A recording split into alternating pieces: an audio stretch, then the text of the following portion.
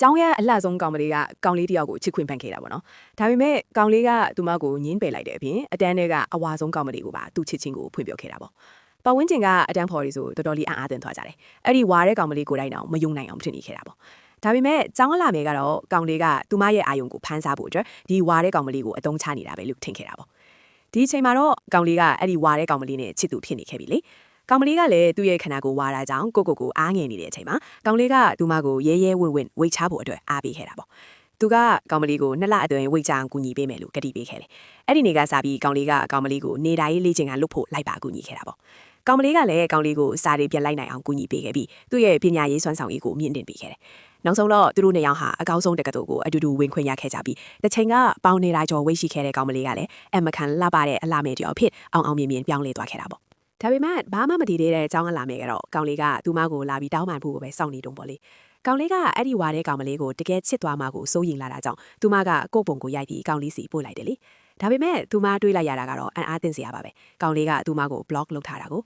ဒေါသထွက်သွားတာကြောင့်သူမကပွဲနှင်းသမင်ပါတီပွဲတစ်ခုကိုကျင်းပဖို့ဆုံးဖြတ်လိုက်တယ်သူတို့နှစ်ယောက်ကိုလူများရှေ့မှာအဆက်ခွဲဖို့ပေါ့တရက်ကတော့မြန်မြန်ဆန်ဆန်ပဲကုံဆုံးသွားပြီးပါတီပွဲကျင်းပမယ့်နေ့ကိုရောက်လာခဲ့တာပေါ့ကျောင်းလာမယ်ကကောင်လေးတယောက်တည်းပါတီပွဲကိုလာတွေ့တော့လူတွေနဲ့အတူတူရေမောလိုက်ပြီးဝါတဲ့ကောင်မလေးဝိတ်မကြလို့မလာရဲတာများလားလို့တွေးမိခဲ့တာပေါ့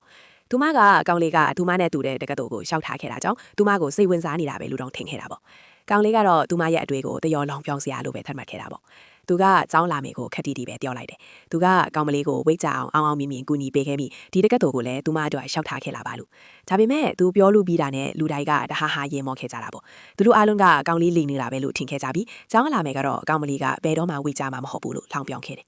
ကောင်မလေးကိုစော်ကားနေတော့မှပဲကောင်လေးကကျောင်းလာမယ်ကိုပါရိုက်ချလိုက်တာပေါ့ကျောင်းလာမယ်ရဲ့ချစ်သူနာသူမပါရိုက်ခံတာအမြင်တော့ချက်ချင်းပဲကောင်လေးကိုဒူးထောက်ဖေးသူမကိုတောင်းပန်ခိုင်းလိုက်တာပေါ့ဒါပေမဲ့နောက်တစ်ဆက်ကမှပဲသူပါကောင်လေးရဲ့ပါရိုက်တာကိုခံလိုက်ရတာပေါ့ကျောင်းလာမယ်ကဒေါသအရန်ထွက်ပြီးကောင်လေးကိုပါတီပွဲလေးကနေမောင်းထုတ်ဖို့လူတိုင်းကိုစီယုံလိုက်တာပေါ့အဲ့ဒီချိန်မှာပဲပိန်သွဲပြီးလှပတဲ့ကောင်မလေးတွေကခမ်းမတွေကိုဝင်လာခဲ့တာပေါ့ကောင်လေးကချက်ချင်းပဲပြုံးပြလိုက်ပြီးတခြားသူတွေအားလုံးကတော့ဒီလှပတဲ့ကောင်မလေးကဘယ်သူလဲဆိုပြီးသိချင်နေခဲ့ကြတာပေါ့